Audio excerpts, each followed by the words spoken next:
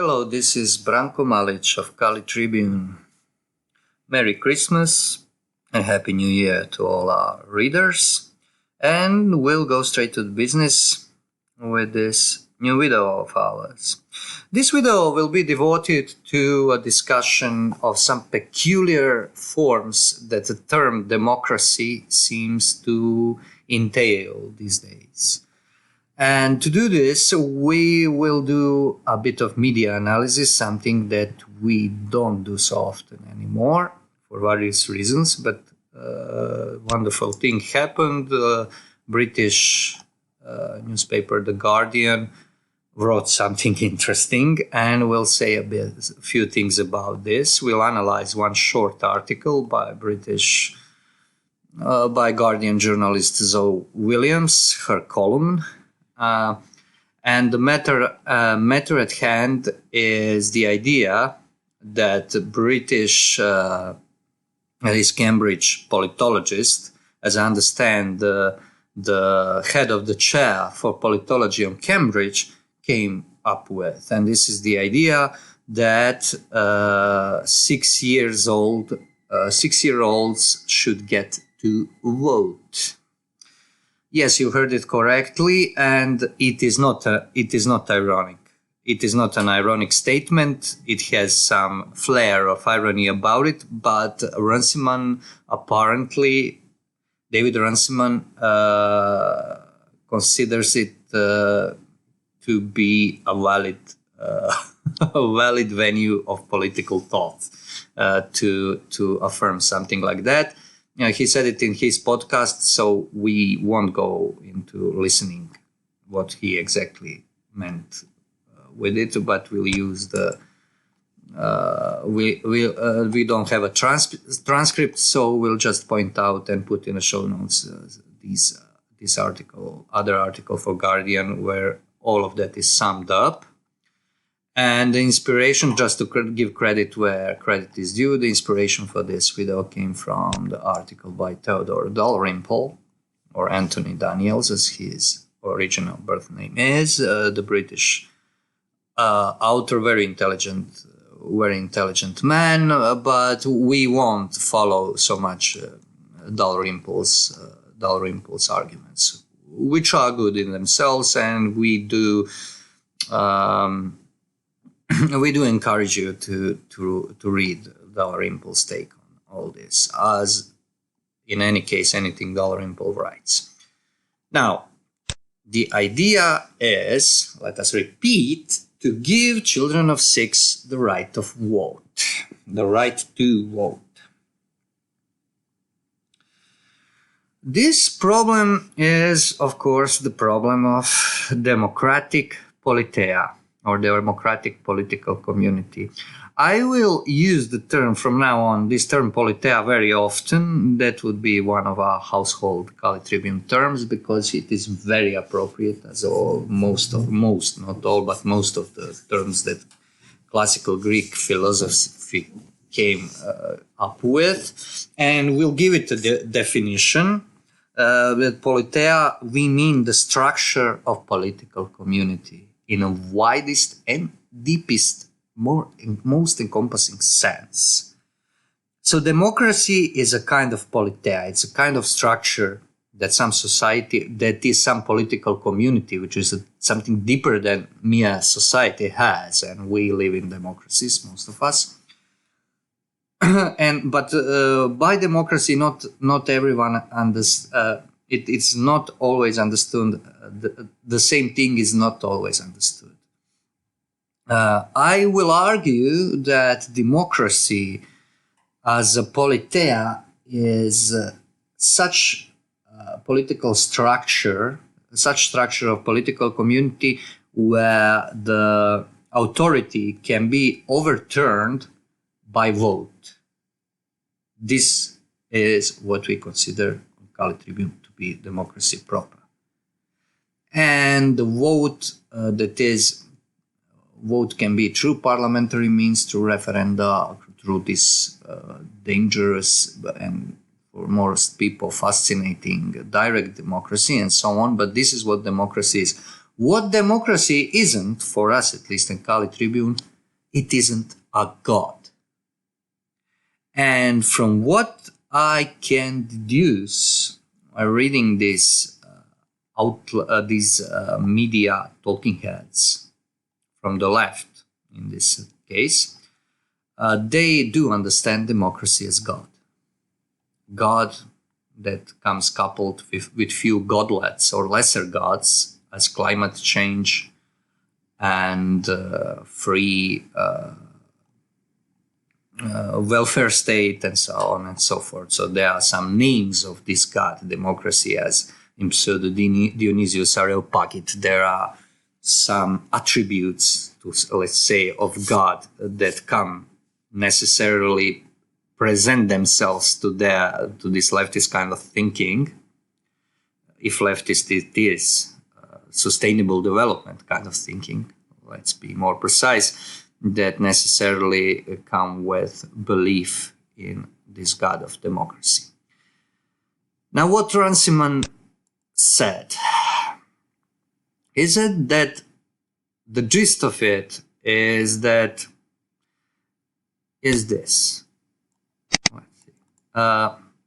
Young people are massively outnumbered because the voting age is 18, whereas there isn't a cutoff point at the other end.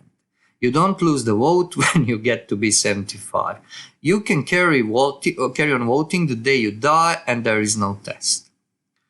You could be frankly demented and still get to vote, which is as it should be.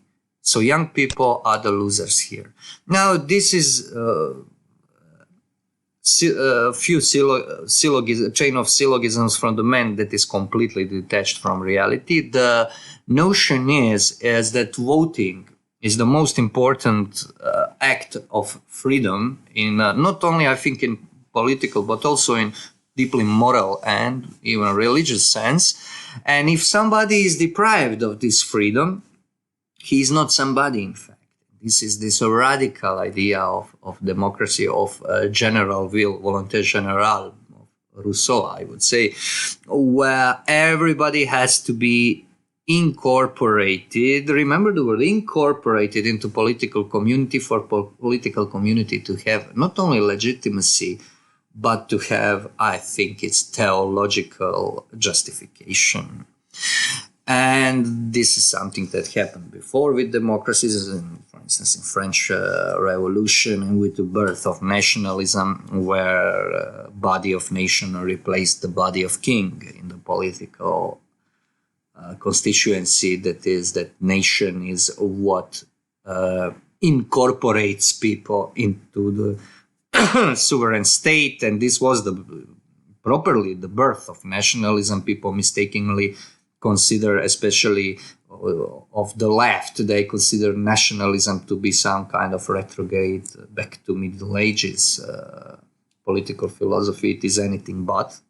It is the child of, to a large extent, the child of French Revolution. Not that the main features of nationalism were invented on that day, but they were melded together and given a form, intelligible form, political form, that we now call nationalism. But what interests us the most is what this author will have to say about it. Now, she writes thankfully, a short column being the worst example of journalist writing ever invented. That is columnist journalism. That's something very, let's say, something that captures the essence of what newspapers and media are, in my opinion. Selling of opinions, opinion making. In this column, she argues that the idea is good, but unfortunately, we cannot put it in practice yet. The very fact that anyone should take seriously such idea as people of 6 years, children of 6 years old having a vote, is very troublesome, but we'll just see how troublesome it is by reading what this lady has to say. So let's start. Quote, "The age of adulthood is by definition arbitrary. If everyone matured at the same fixed rate, it wouldn't be a human process. Indeed, maturation happens at varying speeds across different categories within the same individual.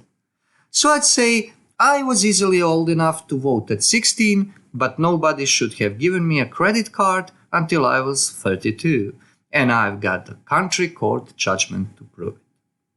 Now, this was an attempt to be humorous in the introduction. There is nothing funny about this.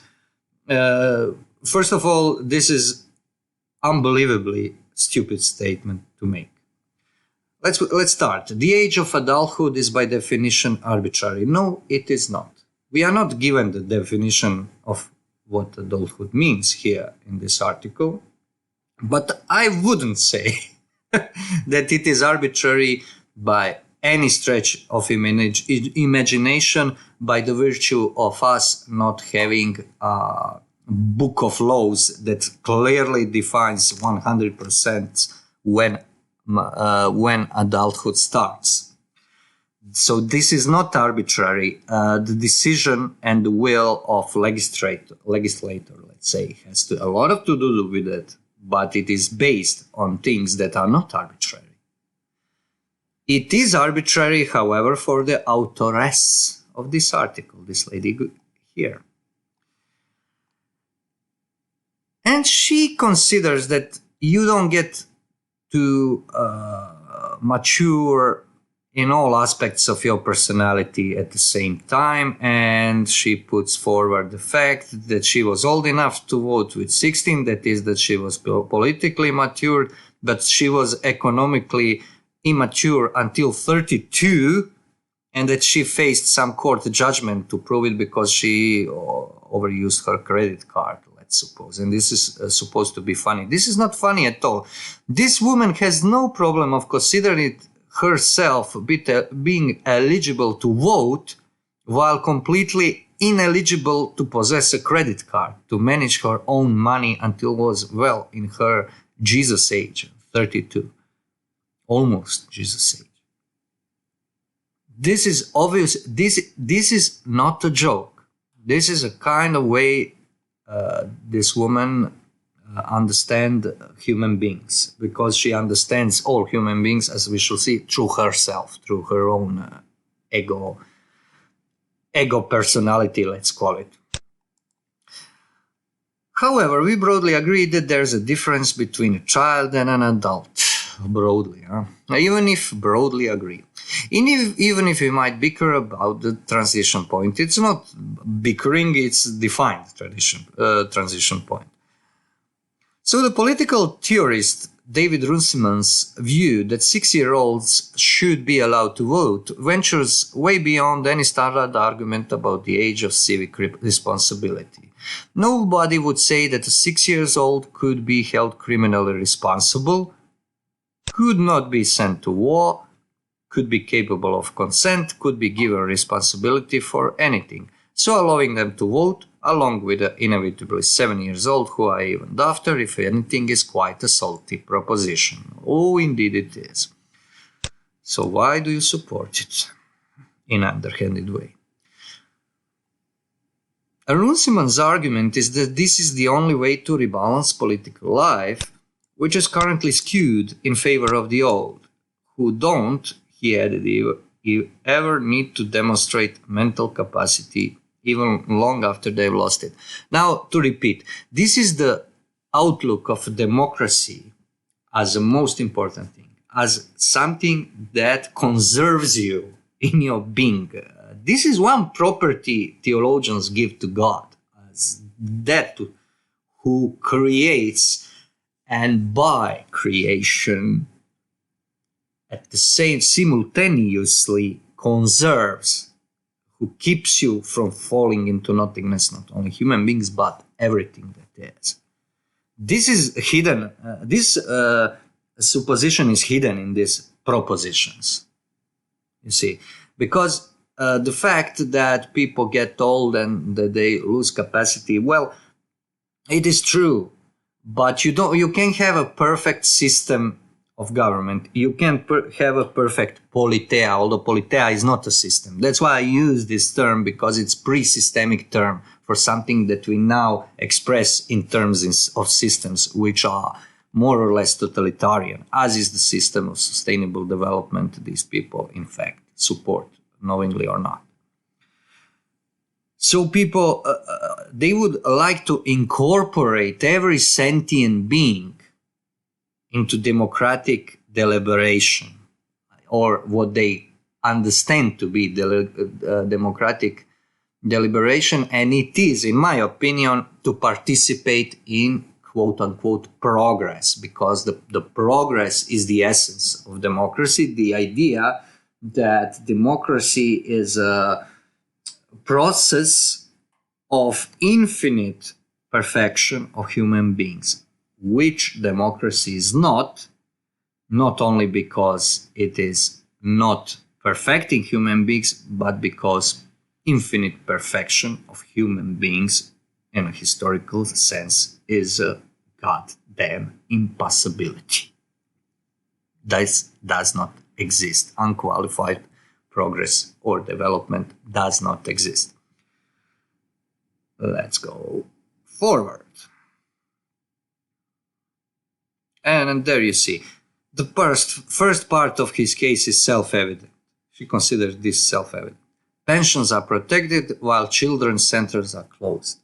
So if children would get to vote, they would vote for not closing the children's centers, because they would be represented in their interests. And now, woe unto them, they are represented by mature persons, their parents, as their parents are. Ah, poor children.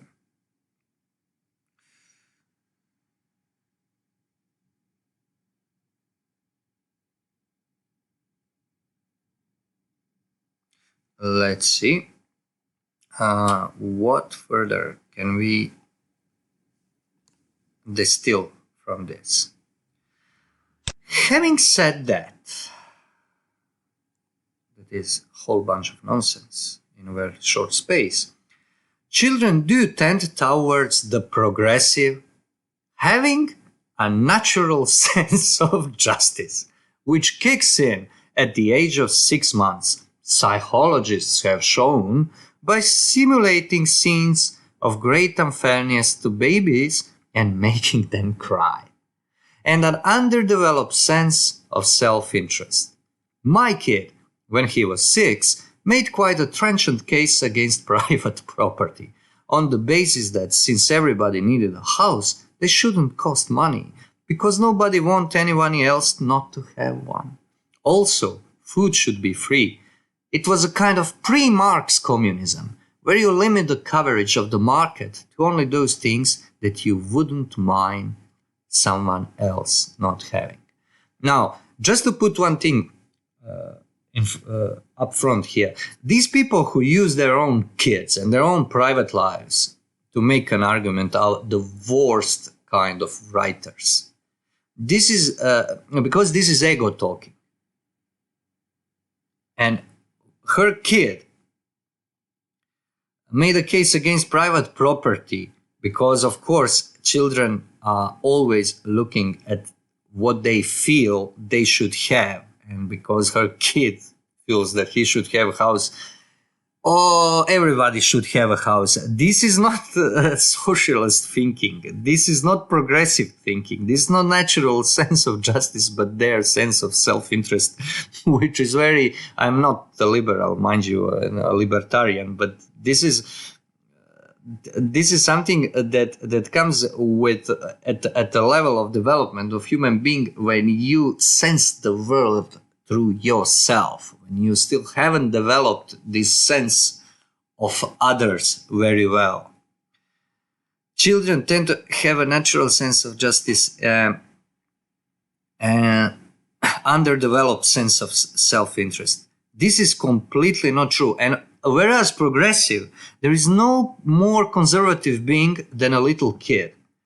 Try, if you don't think that, try divorcing your husband or your wife and moving to another place or living, that the kid has to change schools. Kids hate this. Of course, they hate divorce because the divorce is a catastrophe of global proportions for a child. It is equivalent of worldwide catastrophe because he or she still understands himself as part of the parents, in a sense. He's still part of the mother, for instance, to a good extent, and this brings a whole lot of psychological, let's say, and emotional and all kinds of problems that are maybe even unsolvable, that they are more like wounds that are then carried on through life. And this idea of underdeveloped self-interest is to say this is being completely delusional. And her kid, I would venture to say, who came up with these ideas, came up with them because he's listening to what his mother tells him, that this indoctrinates himself to be a little pre-Marx communist. And this is quite worrisome thing, to say the least, to have kids so politicized. This way of thinking, let us continue quoting, would have been quite useful to have on the electoral register, of course, because this is her kind of thinking infused in her child, and she would like to see it infused in other people's children. At that time, when we'd collectively forgotten how to talk about anything except the deficit, and how it is possible to collectively forget or collectively talk about something. This is also interesting wording. On that particular day, he was quite far to the left of me.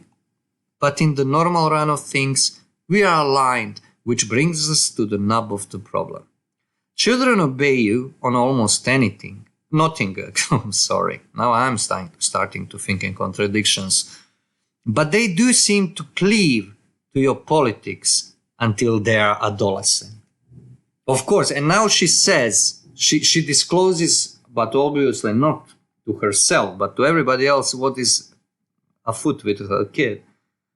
The kid is imitating his parents, which is the most normal thing. Some people do this the whole life. If they don't make it conscious at some point in mid-20s, they are just imitating their parents. This is not easy thing to do. This is called, this is one very important stage of maturing, when you realize that even some of your gestures, I'm talking about physical gestures, are something you picked up from your parents in an instance of males, or from your father. This is the sign of really starting to be self-conscious, to self-aware, and how little freedom you have, because how much you imitate and how much you're conditioned by your parents. But this is, for instance, accepting this, seeing this and accepting it. Not everybody can accept it. Is a sign of, let's say, progressed maturity that is already far up the ladder. So giving kids the vote is really just a way of giving parents extra votes. Absolutely so. And now listen to this. And what's to stop us having even more children once there's so much enfranchisement in it for us? And this is the gist of these bastards. And I'm fully aware when I say bastards, because I happen to, if I can be a bit personal now myself, I can stand people who hide their vile impulses even from themselves and try to put them in this fluffy, childlike form, lightly humorous form. What this woman wants to say here, I would venture a guess, is that she's opposed to what they call in these circles overpopulation. And she puts it in such a wording that the problem is that overpopulation is the main thing. Because from this, I deduce that she thinks that we would try to make a good thing by giving these innocent young communists, which are naturally communists, children are anything but communists and socialists in their non-existent political minds.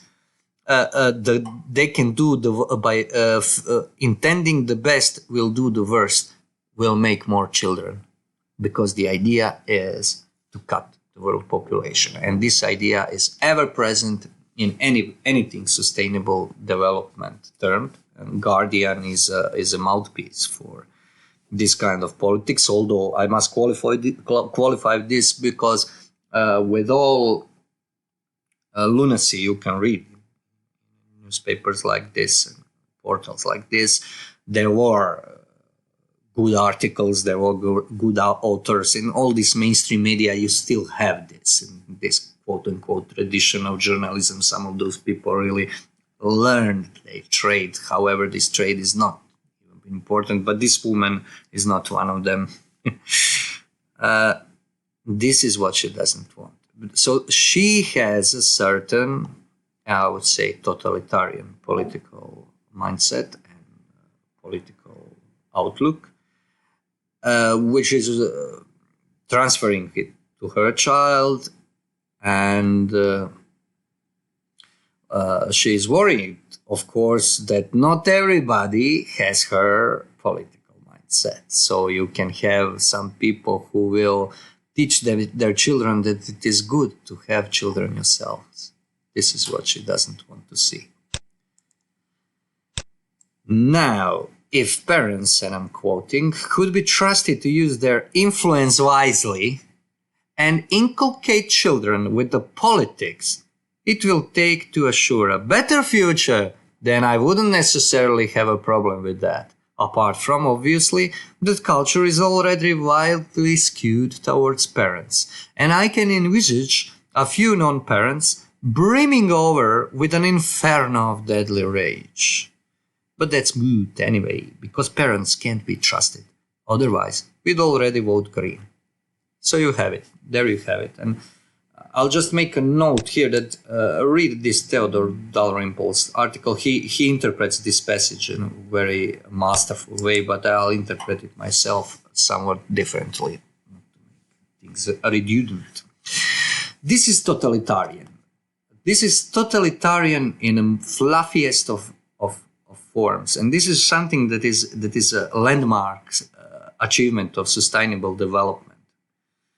So she would trust you to bring up your children politically, even, but only if they would be a good party members. Being good party members means vote green for her, as if voting green is something that cannot be wrong.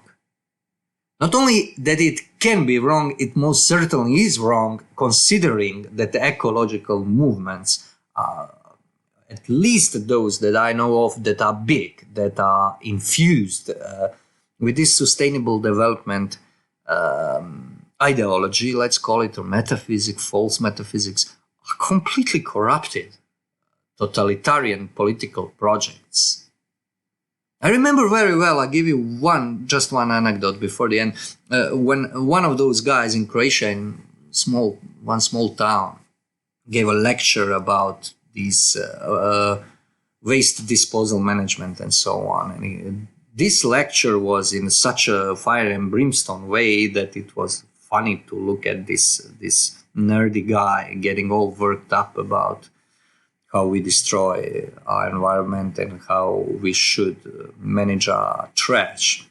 And the problem was that in this small town there is a huge problem with an actual waste disposal site that has been used by corrupt local politicians to dispose the waste from other townships. Some of this waste, medical waste, very dangerous kind of trash, that was dumped there with no knowledge of citizens, or with knowledge by citizens who tried to stop it, but absolutely no action from authorities.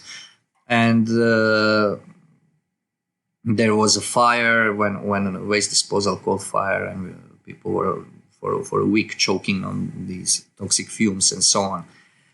Guy was completely unable to address this problem. He was completely unable to, when people start asking him, because that's why they came to the lecture in the first place. He was completely unable to think about concrete environmental problem, but he was very apt in preaching environmentalist evangelion, because ecology is his God, but ecology is not God. So let us conclude what Zoe has to say.